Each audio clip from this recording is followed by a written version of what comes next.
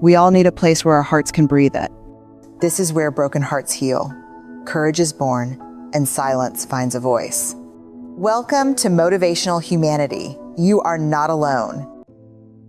A few years ago, I found myself standing in the middle of my kitchen, holding a coffee mug I had just shattered on the floor. Not because I was angry. Not because anything tragic had just happened. But because I was so overwhelmed, I simply let it slip. And then, as if the mug had cracked open something in me, I broke down too. I sank to the floor, surrounded by tiny porcelain shards, whispering to myself, "What is wrong, myself?" But there was nothing wrong with me. I was simply feeling more than I knew how to hold.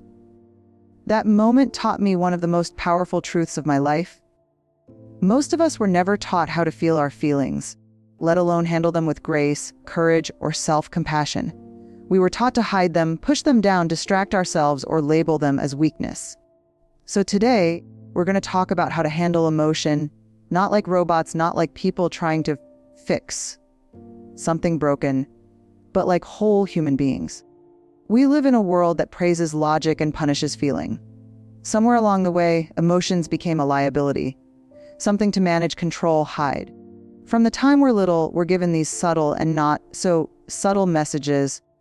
Don't be so sensitive. Stop crying. Shake it off. Toughen up. And we do. We learn how to perform stoicism. We learn how to smile when we're breaking inside. We learn how to say, "I'm fine," when we're anything but. But here's something we were never taught: that our emotions are not wrong. That to feel deeply isn't something to apologize for. It's something to honor. I want to tell you something you might not have heard enough. You are not too emotional. You are not overly sensitive. You are not dramatic. You are human. And being human means carrying a heart that bruises, bends, breaks, and still beats. We've been conditioned to associate strength with silence. But silence isn't strength. It's survival.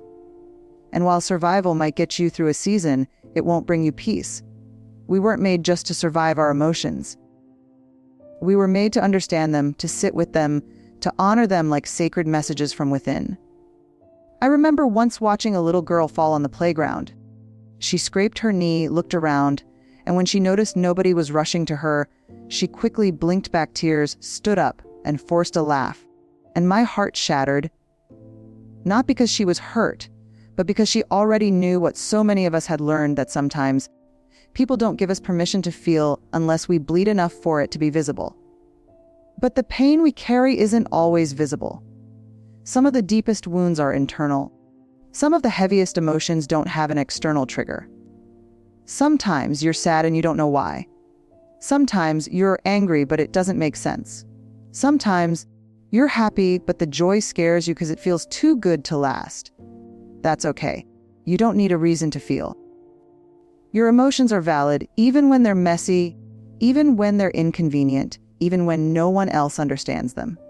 To be human is to be an emotional creature. We don't just think our way through life, we feel our way through it. We ache, we yearn, we hope, we fear. And every one of those emotions is a thread that connects us to the core of who we are. You see, emotion is not the opposite of strength. It's the evidence of it.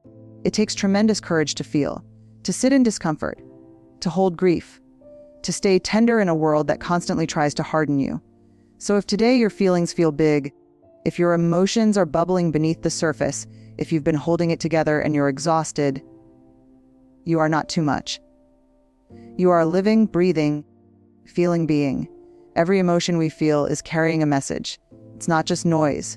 It's not chaos. It's communication from the inside out. But most of us were never given a translation guide. We were just told to get over it, calm down, or stay positive. We learned to categorize emotions as good or productive or pointless. And slowly, we stopped listening. We stopped trusting that what we felt was there for a reason. But here's the truth: emotions are messengers, not threats. Anger. It's usually telling us that a boundary has been crossed, that something we value has been dishonored, that we've been silent too long or small too often. Fear. It's not always irrational. Sometimes it's trying to protect us.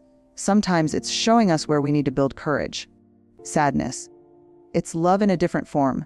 Grief showing us that something mattered deeply, that we were connected, that we've lost something that had meaning. Even envy, that one stings, but it usually points to something we desire or something we believe we can't have. These feelings, as uncomfortable as they are truth tellers. They don't come to hurt us, they come to help us. But only if we're willing to stop running from them and start leaning in. I know what you might be thinking. If I let myself feel all of it, I'll fall apart. But feeling isn't the same as falling, and emotions aren't permanent, they move. Like waves in the ocean, they rise, swell, crash, and recede, but only when we allow them to pass through us. When we ignore them, deny them, or bury them, we trap them in our bodies. And what doesn't get felt gets stored. Have you ever snapped at someone over something small? Or suddenly broken down after holding it together for weeks? That's what happens when the messages build up with nowhere to go. The emotional traffic jam creates an inner tension that leaks out sideways, in ways we don't always understand and can't always control. But what if, instead of labeling emotions as wrong, we treated them like visitors? What if we said, "Hello, sadness, I see you." Or, "Okay, anger, what do you need me to know right now?" What if we replaced judgment with curiosity? We'd realize that emotions don't want to destroy us. They want to guide us. They want to say, "You've been ignoring your needs," or "You've been giving too much and receiving too little," or "There's still pain here you haven't given yourself space to grieve." When we listen, we find wisdom. When we lean in, we find clarity. There is a lie so many of us have been quietly living underneath that if we let ourselves truly feel, we'll fall apart, and we won't know how to put ourselves back together again. And I get it, I really do. Feeling things deeply can be overwhelming. Sometimes it feels like standing on the edge of an ocean, afraid to wade in because you don't know how strong the current is. Because no one ever taught you to swim in emotional waters. They just told you to stay on the shore and act like the tide doesn't exist. But here's what I've learned, and I had to learn it the hard way: feeling is not falling. It's healing. We have been taught to fear emotions like sadness, grief, shame, heartbreak, and anger because they feel heavy and unpredictable. But emotions are not problems to be solved. They are experiences to be honored. And healing doesn't happen in our heads. It happens in our hearts. It happens when we allow ourselves to feel what we're carrying instead of just intellectualizing it. There was a time in my life where I pushed everything down. I smiled when I was hurting. I worked harder when I was exhausted. I stayed busy, distracted, disconnected. I thought that if I kept moving, the pain wouldn't catch up to me. But it always does, doesn't it? Emotions don't disappear just because we refuse to acknowledge them. They wait, and they wait, until one day something cracks. A tiny moment, a word, a memory, and all that bottled up emotion comes flooding to the surface. That's what happened to me. I was watching an old home video of my dad laughing, the kind of deep belly laugh that shook the room. And suddenly, without warning, I was sobbing, not little tears, big body shaking sobs. Because for the first time, I let myself miss him. I let myself grieve. I let myself feel the truth of the loss I had buried beneath. I'm doing fine. And I'm being strong, and you know what? I didn't drown. I didn't fall apart. I didn't break in a way that couldn't be mended. Instead, something cracked open, something released. I felt lighter. I felt more honest. I felt like myself again. Because when you finally allow yourself to feel, the healing doesn't come from fixing anything. It comes from facing it. Healing looks like sitting in your sadness without judging it. It looks like giving your grief a voice instead of shoving it down. It looks like honoring your anger without lashing out, and embracing your joy without waiting for the other shoe to drop. And healing doesn't always look like progress. Sometimes it looks like rest, like stillness, like crying in your car for no apparent reason. Sometimes it looks like canceling plans because your heart is too tired to pretend. Sometimes it looks like talking to a therapist, or journaling through the tears, or calling a friend just to say, "I don't have the words, but I need to not be alone right now." You see, emotional healing isn't a straight path. It's a messy, sacred spiral. You'll circle back to the same pain with new eyes. You'll revisit old wounds with more grace. And every time you do, you'll heal a little more. So no, you're not weak for feeling. You're not broken for needing to cry. You're not crazy for having emotions that don't always make sense. You are doing the brave and necessary work of letting your emotions breathe, so that your soul can breathe too. Here's one of the most liberating truths about emotions. You are not your feelings. You are not your anger. You are not your anxiety. You are not your sadness or fear or shame. You experience emotions, but they are not your identity. They are not the full story of who you are. And learning this, really believing this, is one of the most important shifts we can make in our emotional lives. Because let's be honest, some days it feels like our emotions are running the show. One moment we're fine, and the next we're spiraling. We go from calm to overwhelmed, from hopeful to heartbroken, and we start to believe that we're unstable or weak or failing at life. But you are not failing. You are feeling. There's a big difference. Think of your emotions like weather patterns moving through your inner sky.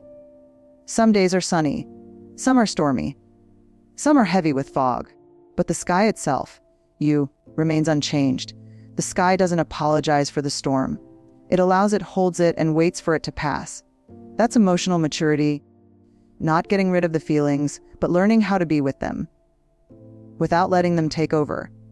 It's easy to forget, in the heat of a strong emotion, that we have a choice in how we respond. But we do. We might not choose the feeling that comes uninvited, often triggered by something outside our control, but we can choose how we engage with it.